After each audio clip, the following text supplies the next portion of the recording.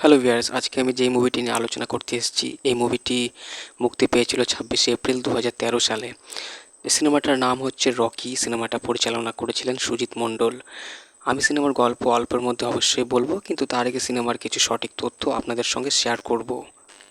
এই মুভিটি actually action movie. তো এই সিনেমাতে অভিনয় করেছিলেন মিমো চক্রবর্তী, পূজা। তো এই সিনেমাতে কিছু ইমোশনাল ব্যাপার আছে কিছু অ্যাকশন দৃশ্য।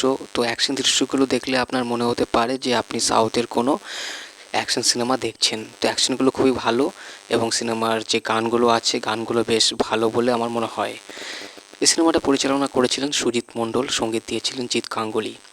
সিনেমাটার বাজেট ও বক্স অফিস নিয়ে আমি কোনো তথ্য পাইনি, তবে আমার মনে হয় সেই সময় সিনেমাটা বেশ চলেছিল।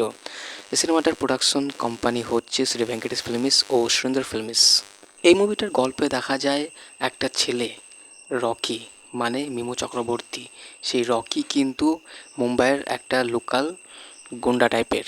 আর সে কিন্তু একটি মেয়ের কথা শুনে সে কিন্তু চলে আসে একটা জায়গায়। সেখানে এসে সে মেয়েটার জন্য বদলা নেওয়ার চেষ্টা করে। দিয়ে সেই মেয়েটার কিন্তু স্মৃতিশক্তি থাকে না। সে মেয়েটার নাম হচ্ছে পূজা। তো পূজার সঙ্গে সেই রকির দেখা সাক্ষাৎ হয়। রকি তার পিছনে পড়ে থাকে, পূজা কিন্তু তাকে অতটাও গুরুত্ব দেয় না। দিয়ে তাদের মধ্যে বন্ধুত্ব হয়। দিয়ে সে রকি জানতে পারে যে সে একটি ছেলেকে ভালোবাসে, আর সেই ছেলেটা কিন্তু গুন্ডা দলেরই একজন। আর দিয়ে পরে সেই রকি সে কিন্তু সেই ছেলেটাকে পূজার সামনে খারাপ বানিয়ে দেয়। আসলে সে ছেলেটা কিন্তু খারাপ। পরে দেখা যায় সিনেমার গল্পে রকির সঙ্গে পূজার ভালোবাসা হয়ে যায়। তো রকি সে কিন্তু সে মেয়েটার জন্য বদলা নেওয়ার জন্য আসে সেই জায়গাতে। দিয়ে পরে রকি কিন্তু পূজার জন্য বদলা নিতে থাকে। এই মুভিতে দেখা যায় পূজার দাদা, সে ছিল একটা পুলিশ অফিসার। তো তার দাদাকে মেরে ফেলে গুন্ডারা। দিয়ে সেই মেয়েটি যখন ঠিক ছিল তখন কিন্তু রকিকে বলেছিল।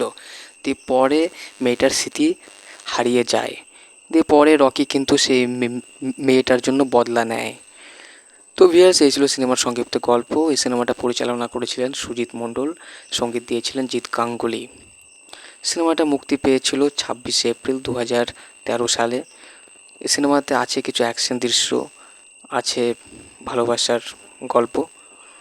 তো লাইক কমেন্ট অবশ্যই করবেন, নতুন হয়ে থাকলে সাবস্ক্রাইব অবশ্যই করবেন আরও ভালো ভালো সিনেমার আলোচনা গল্প পেতে।